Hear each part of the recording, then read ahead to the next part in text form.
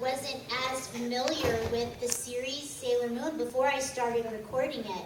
So I've actually been experiencing my character's journey through my sessions, like not knowing what's happening yet. I didn't study it. I didn't study the old dub.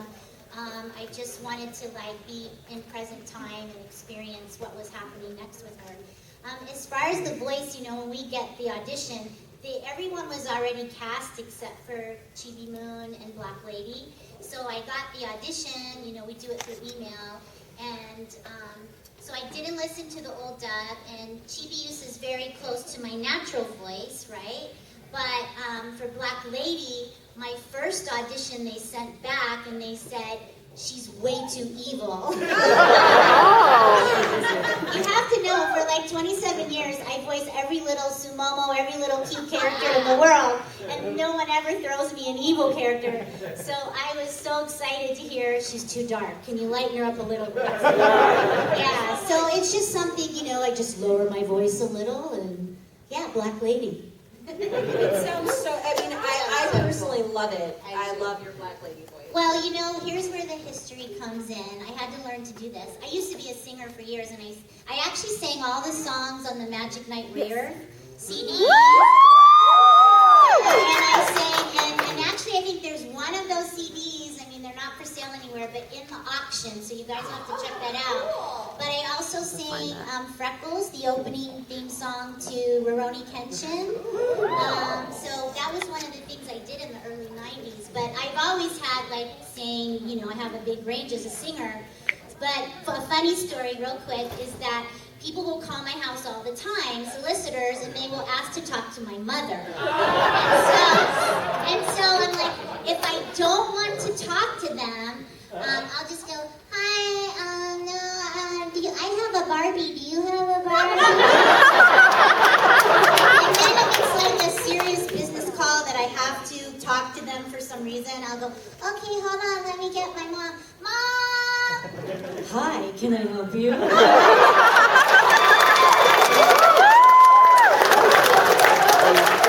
have to do business in that voice, so Black Lady's my full-on business. She's the business. She takes care of business. Yeah, she takes care of business.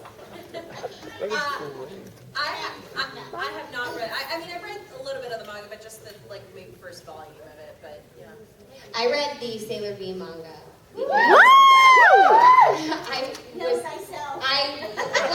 When I got cast, for the longest time, they didn't tell us who we were playing, and they just said, we're going to cast you in Sailor V. You could easily guess who the characters were when you saw the pictures, right?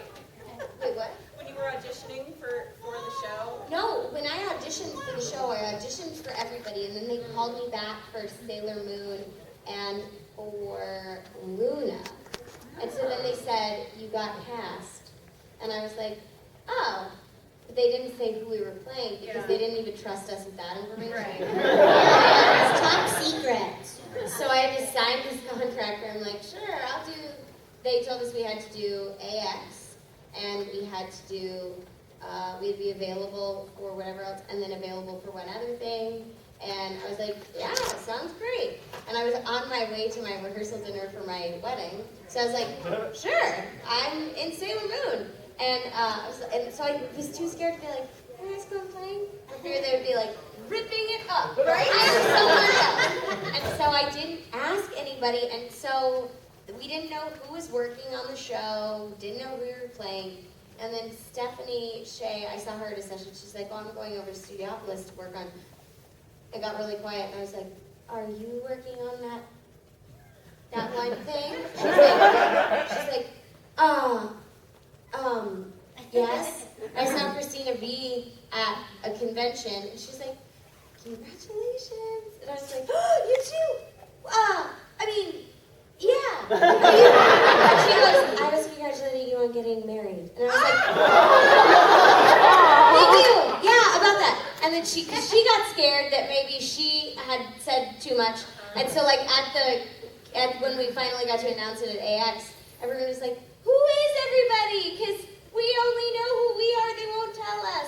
So I found out that I was Sailor Venus when I went to my first session, and I only had an hour because they just wanted me to like just jump in and say Sailor V for like one of the eye catch moments. And so I was so excited. I went to the store. I was like, what can I buy at Barnes and Noble? And so I was like, I want all the Sailor V. And then I was like, why are there only 2? So that's now my cousin. She's 15 now. So when she came to visit me when she was 11, she was like, what's this? And I was like, yes, that's her first manga.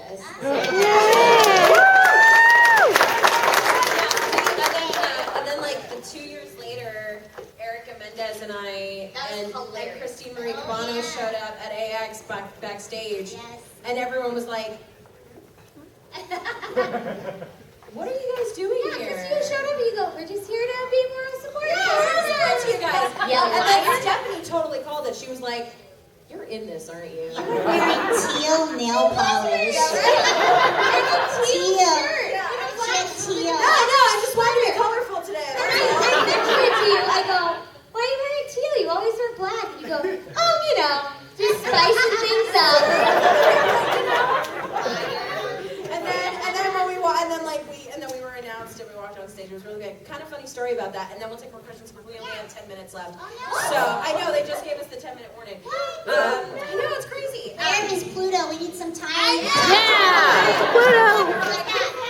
So when Erica and I were first announced on stage, before we went out, I said, Erica, we should do something, something sweet, because we're Uranus and Neptune. And she was like, yeah, I agree. And I said, well, should we go out holding hands or something? And she's like, yeah, that might be a good idea. And I said, is it okay? Can I kiss you on the cheek? And she's like, yeah, that's fine. I was like, okay.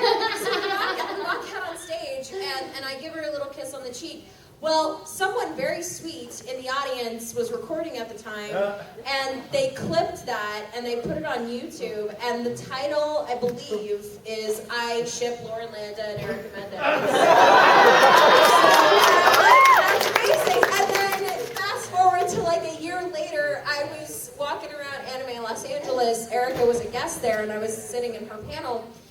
And nobody knew I was there. I was in the very front row, where this lovely lady is sitting, and I was in the very front row. Nobody knew I was there. And this one girl raises her hand. She's also in the front row. She's probably a little closer where you are, Sharon. Yeah.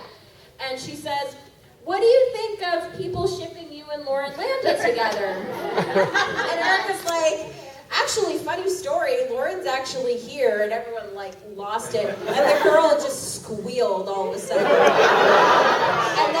then she came up to me after the panel. She was like, "Hey, I just want to tell you that I was the one that posted that YouTube." Oh my Awesome. She's like, That's hilarious. She was apologizing for it. I'm like, why are you apologizing? It's amazing. So it was really So what's funny. your ship name? Lorica or Aaron? There's too many errands. There's too many. I don't know. I might have to talk to her. You gotta about it. consult her. Yeah, we gotta consult her. That's nice. It's a team effort.